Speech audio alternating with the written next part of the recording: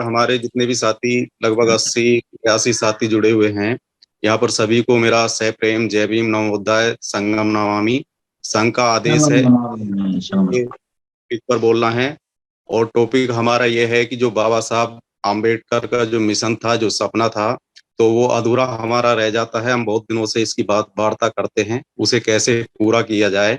तो उस संबंध में मैं कुछ बात करूंगा, थोड़ा सोच में करूंगा, क्योंकि संघ के द्वारा एक्चुअली जो टॉपिक यहाँ पर दिए जाते हैं, तो टॉपिक पर दरअसल कोई भाषण तो होता नहीं है, कोई व्याख्यान हमारा कोई इतना इम्पोर्टेंट नहीं होता है, बस थोड़ा सा आदान प्रदान हो जाता है।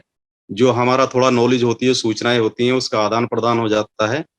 जो अगर अपना वक्तव्य प्रस्तुत करते हुए अगर मुझसे कोई गलती हो जाए तो मैं संघ से पहले से ही क्षमा प्रार्थी रहूंगा कि संघ मुझे माफ करेगा। ऐसी उम्मीद के साथ मैं अपना वक्तव्य प्रारंभ करता हूं कि जो बाबा साहब डॉक्टर भीमराव रामजी अम्बेडकर, तो सभी जानते हैं कि एक विराट शख्सियत के मालिक रहे।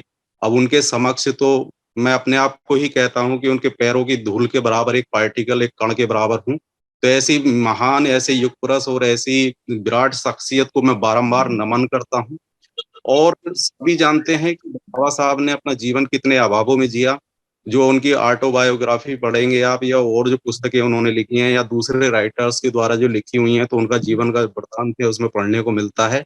तो कितना अनटचेबिलिटी का जो उन्होंने सामना किया, कितना डिस्क्रिमिनेशन का जो है, कितना भेदभाव का उन्होंने सामना किया, पग पग पर जो जातीय अपमान उन्होंने सहे, कितने पिए, कितना उनके साथ में पार्शलिटी रही, कितना जो आपने सिस्टम जो रहा, तो वो जो है पक्षपात का रहा। मतलब शुरू से ही जब बाबा साहब अम्बेडकर ने देखा कि मैं तो इतना योग्य हूँ, इतना पढ़ लिख के मैं आया हूँ, इतनी मैंने डिग्रियां हासिल कर ली है, लेकिन मेरे साथ ही ये सब कुछ होता है, तो जो मेरे समाज के लोग हैं, जो क्या बेचारे पढ़े लिखे भी नहीं है और जो साधनों के अभाव में जीते हैं, तो उनके साथ में क्या होता होगा। सारी चीजों का विश्लेषण किया।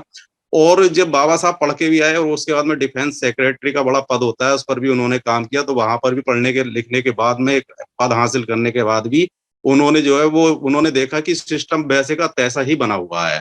तो तब उन्होंने प्रण भी किया था, उसके बाद में बहुत कठिनाइयों का सामना किया था। उसके बाद में फिर उनका जो दिमाग में सारी चीजें आई और सारी चीजों को जो मद्देनजर उन्होंने जो ऑर्गेनाइज होने के लिए कहा, तो ऑर्गेनाइज होने की दिशा में जो बहिष्कृत हितकारिणी जो उन्होंने सभा का निर्माण किया है स्टार्टिंग में, यानी कि जिन लोगों का बहिष्कार हुआ है तो उनके हितों की रक्षा करने के लिए एक ऑर्गेनाइजेशन उन्होंने बनाया, यानी कि सभा बनाई, तो बहिष्कृत हितकारिणी सभा। तो वहीं से वो सारी चीजें वहां पर स्टार्ट हो जाती हैं। अब बाबा साहब का जो मैं मेन, जो हमारे कुछ विद्वान साथी कहते हैं, सबका अलग अलग विश्लेषण एनालिसिस रहता है। बाबा साहब का जो मिशन था, जिस पर उन्होंने काम किया, जो क्या जिससे वो मतलब पीड़ित रहे, तो एक तो ये था कि जो क्या जाति विहीन जो समाज का जो निर्माण करना, कास्टलेस सोसाइटी, जिस पर बहुत लोग काम करते हैं आज की डेट में।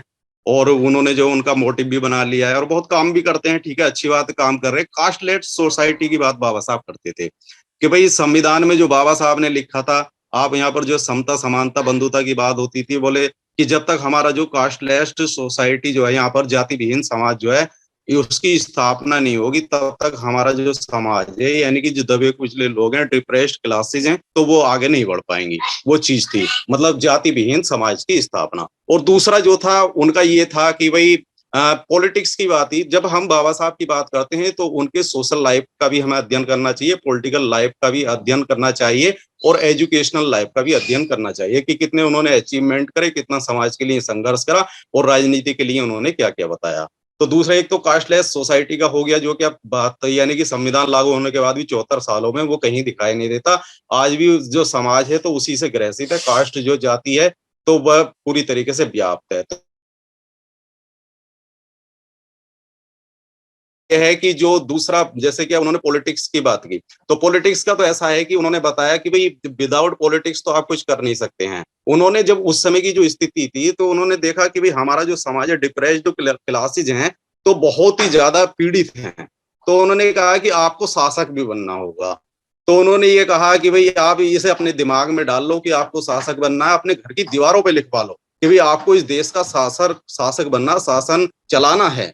उस समय की मतलब स्थिति के अनुसार थी उस समय। तो ये गलत भी नहीं है। समर संघ तो ये कहता है कि राजनीति में समर संघ नहीं जाएगा, ठीक है, राजनीतिक पार्टी इसकी, यानी कि राजनीतिक पार्टी में तब्दील नहीं होगा समर संघ, लेकिन समर संघ ये भी नहीं कहता कि कोई राजनीति में ना जाए। समर संघ तो यहाँ पर कहता है कि आप राजनीति में जाना चाहते हैं आप जा सकते हैं, लेकिन संघ राजनीति में नहीं जाएगा पूरी तरीके से, वो चीजें अलग है, अभी डिस्कशन करेंगे उस पर, और रोजाना डिस्कशन वहां पे होता है।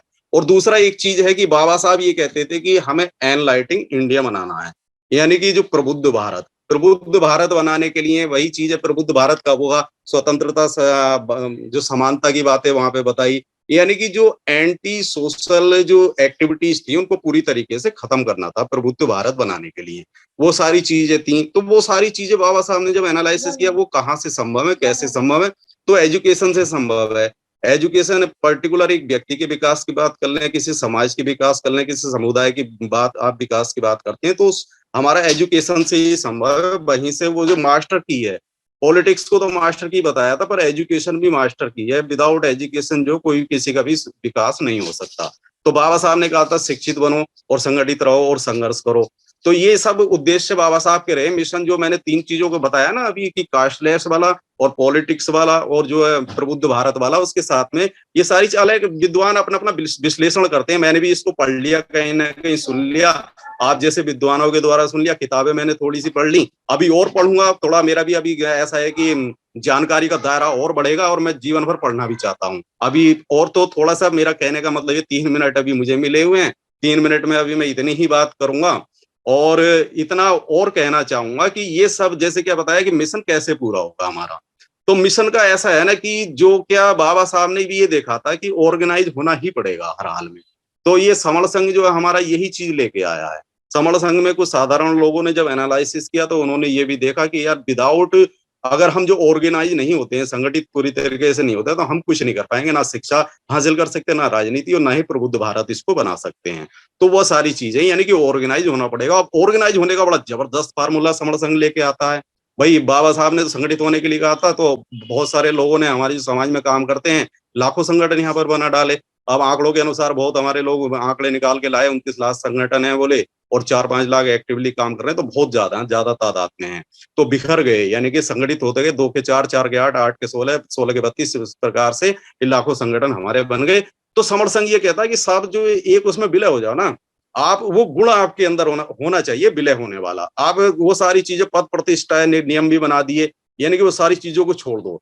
जिससे जो चीज आपको विलय होने से रोकती है, जो चीज आपको एक होने से रोकती है, अहम जो अहंकार है, जो पद प्रतिष्ठा है, जो मोह माया सारी चीजें हैं, उनको खत्म कर दो। वो भगवान बुद्ध का जो फार्मूला है, जो मध्यम मार्ग बताया है, यानी कि अपने आप को शून्य कर दो। शून्य करने का मतलब केवल ये है, अपने ऊपर से अहंकार का, अहम का, पद प्रतिष्ठा का चोला उतार दो और समण संघ में आप विलीन हो जाओ। समण संघ भाई एक समुद्र है, इसमें नदियां जाकर जिस प्रकार से नदियां समुद्र में मिलती हैं, समण संघ एक समुद्र है। और समुद्र का भी आप ये समझ लो महासागर जो होता है, तो उसकी गहराई में उतरना पड़ेगा। जैसे क्या महासागर का जो समुद्रों की जो सबसे गहराई मानी गई है, जो सबसे ज्यादा गहराई, वो मेरे ख्याल से 11 किलोमीटर के आसपास चैलेंजर डीप के नाम से है, किसी महासागर में है, वो नाम याद नहीं आ रहा मुझे। तो उस गहराई तक उतरो। अभी हम ऊपर ही ऊपर तैर रहे हैं, हो सकता है कुछ लोग नीचे गए, लेकिन गहराई तक जाना पड़ेगा। बहरहाल मैं अपनी बात को भी विराम दूंगा।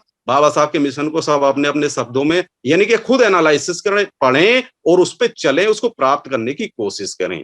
अब बस मैं अपना वक्तव्य समाप्त करता हूं। मुझसे कोई गलती हुई तो संघ मुझे माफ करे, संघ मुझे माफ करे, संघ मुझे माफ करे। इसी के साथ सभी को पुनः नमो बुद्धाय, जय भीम, संगम नमः।